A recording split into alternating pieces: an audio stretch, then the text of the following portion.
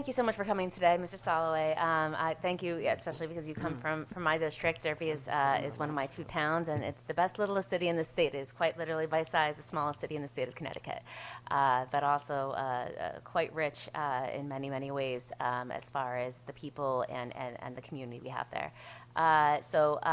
There's a couple of things I wanted to ask you. One is the same question I kind of had for Gino earlier is, you mentioned how the challenge, and I am very familiar with this challenge of, it is pretty common for a municipality to offer tax incentives to bring a business in, but when you're economically distressed, your residents cannot necessarily, the town cannot necessarily afford to provide those incentives, which means that the town is disadvantaged, and then it's further disadvantaged because it doesn't have the bootstraps to make these offers.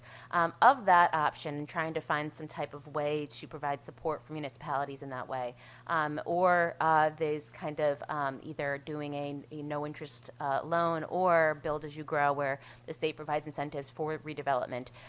Do you have any feedback on any three of those concepts? What you think, how those would fit into what you're doing? But perhaps another example, you may know, the former headquarters of United Illuminating is in Derby, and it's right behind the City Hall, and it's been empty for 12 years, I think. There's a smaller number of apartments in it, and so I approached the owner of it, who is out of state, and said, look, what are you going to do here? This is a nice piece of real estate right beside the sort of downtown. And his first comment was, well, what are you going to do to get me to look at this, okay?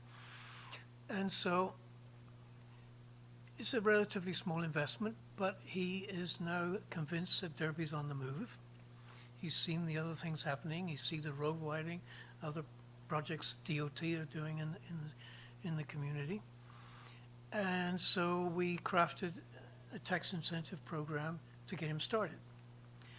And when you look at the numbers, I mean, what he's currently paying in taxes is pretty minimal because it's an occupied property. And even with a tax incentive in which starts at 50% once certificate of occupancy has been given, the cash flow that follows from it, if he's going to put, as he is, 3.6 million into it, totally overwhelms what we would be giving away, if you like. So it's a matter of really looking at what you're going to get over the next 25 years as against what are you giving in the very short term. And we found out that the calculation, even in the first year with a 50% tax rebate, that's almost 10 times more taxes than he's paying currently. So that particular program makes sense to the community. So we're using that where we can. But, you're right. You just can't keep going back to the Board of Aldermen and asking for tax incentives. We have to find some other ways, particularly for his size is 32 new apartments. He's right in that middle section that I talked about earlier. And ideally, if there was some other form, maybe a low interest loan, rather than the city have to give in tax incentives, it would have made the case easier.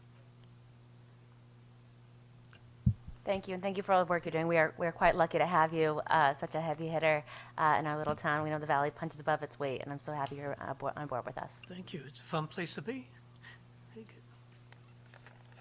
Thank you, Representative Rochelle.